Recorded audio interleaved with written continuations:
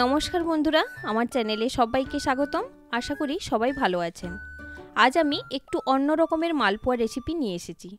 এই শীতকালে নলেন গুড়ের টাইমে এই ধরনের মালপোয়া বাড়িতে একবার ট্রাই করবেন। আশা করি সবার খুব ভালো লাগবে। তাহলে আসুন দেরি না করে ভিডিও শুরু করি। মালপোয়া বানানোর জন্য 1 কাপ চাল বেশ কয়েক ঘন্টা ভিজিয়ে রেখেছিলাম। এখন চালগুলো মিক্সিতে ভালো করে পেস্ট করে নেব। এই চালের সঙ্গে হাফ কাপ সুজি মিশিয়ে মালপোয়াগুলো বানাবো। আপনারা শুধু চাল দিয়েও বানাতে পারেন। খুব অল্প পরিমাণে 1-4 কাপ মতো জল দিয়ে চালগুলো পেস্ট তৈরি করে নেব। চাল আর সুজি পেস্ট হয়ে গেছে। এবার চাল বাটাটা একটা বাটিতে ঢেলে নেব।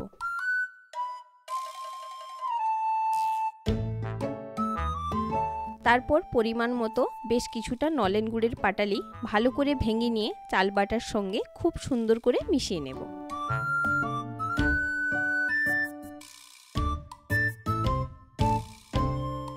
এবার ব্যাটারটার মধ্যে স্বাদ মতো লবণ যোগ করব, সাথে 1 চামচ মৌরি দেব। খুব ভালো করে মাখিয়ে নিতে হবে। এবার ব্যাটারটা 10 থেকে 15 মিনিটের জন্য রেখে দেব। তাতে সুজিগুলো খুব ভালোভাবে ফুলে যাবে এবং ব্যাটারটা স্মুথ হয়ে যাবে। এবারে ওভেনে প্যান বসিয়ে অল্প একটু ঠান্ডা জল দেব। তারপর হাফ লিটার দুধ ঢেলে নেব।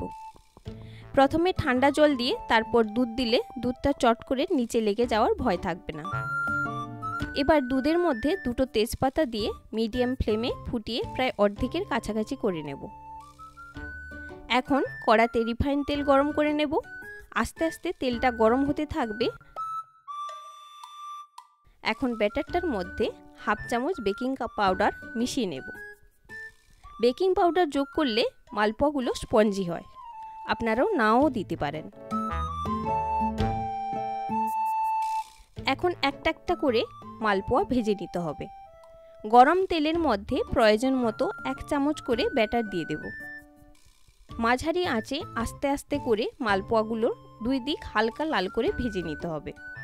তেলে কিছু সময়ের মধ্যে দেখবেন প্রত্যেকটা মালপোয়া এইভাবে ফুলে উঠবে।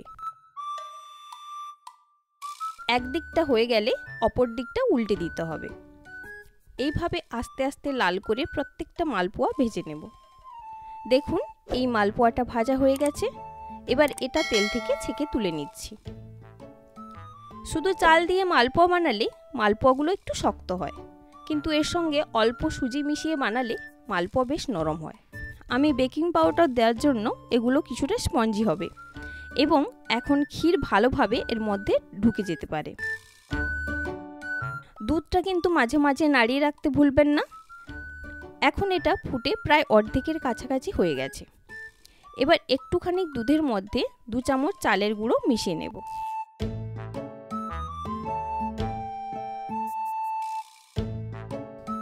দুধের মধ্যে এই চাল গুঁড়োর মিশ্রণটি আস্তে আস্তে অল্প অল্প করে ঢালবেন আর হাতা দিয়ে কন্টিনিউ এটা নেড়ে যেতে হবে।